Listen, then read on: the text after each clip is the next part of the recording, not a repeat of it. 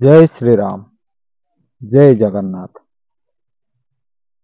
गोटे कथा हूँ बहुत जन को आपण मैंने देखिथिबे जेतेबेले आमे कोनसी गुरुजन को पाउछंती किंबा आउ कोनसी बंधु को दर्शन करूछंती बहुत जन कौन करती ना गोटे हाथ प्रणाम करती किंतु गोटे हाथ केबे भी प्रणाम करवा कथा नुह। कहीं ना गोटे हाथ प्रणाम कले पूर्वर जहाँ संचित पुण्य थाए ताहा क्षय हो जाए। तेणु सबु बेले चेष्टा करेंगे दी हाथ प्रणाम करने को।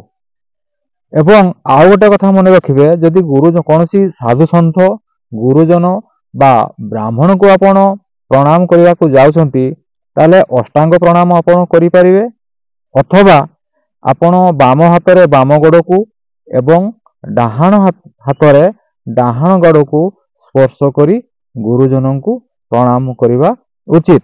यह कले यही प्रणाम विशेष सुफल आंभ मान को मिलता है। जय सीताराम।